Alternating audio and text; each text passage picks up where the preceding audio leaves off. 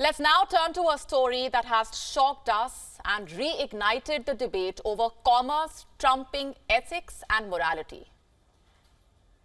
You remember Peng Shuai, the Chinese tennis player who vanished after making sexual assault allegations against a very high-ranking member of the Communist Party?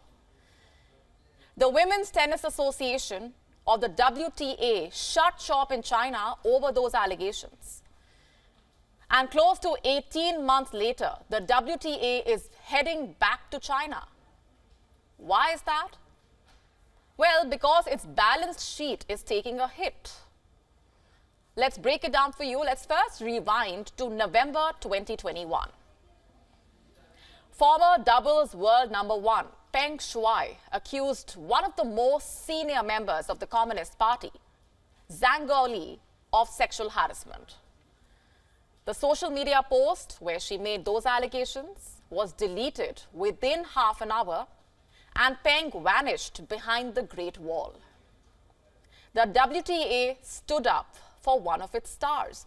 In fact, it asked the Chinese state for a thorough investigation and asked for unfettered access to the player. The hashtag #WhereIsPengShuai trended around the world. Tennis superstars Naomi Osaka, Novak Djokovic all spoke up. And with no sign of the player, the WTA took a bold stand. It pulled out all tournaments from China. That's right. That move was celebrated around the world. You see, here was a sporting organization standing up to the dragon. Sexual assault was no longer going to be brushed under the carpet, no matter what the cost. The hue and cry created a massive problem for China. The 2022 Winter Olympics were months away, and the optics were not great, especially after COVID-19 had decimated the world. The International Olympic Committee stepped in, and Peng made multiple appearances during those Olympics. She gave interviews, calling it a misunderstanding. But you could not shake off the feeling that this was staged to end the hashtags that were propping up on social media. All through last year and even in March this year, the WTA and its head, Steve Simon, reiterated that there will not be a return to China. There would be no return to China till Peng's well-being was assured. And then an embarrassing climb down happened, a complete sellout. The tour has accepted defeat. The financial might of China has forced the WTA to go back. The boycott was over. This statement was issued on Thursday. We have been in this for 16 months, and we are convinced that at this point, our requests will not be met. To continue with the same strategy does not make sense, and a different approach is needed. Hopefully, by returning, more progress can be made. End quote.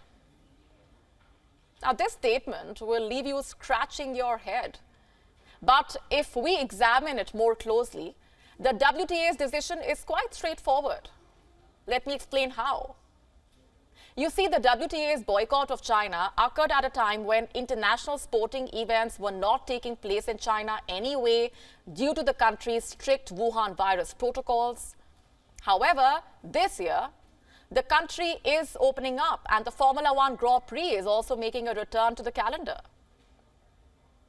That means 2023 would have been the first year the WTA would have had to actively boycott events due to the Peng Shuai case. And the WTA clearly was not ready to take that step.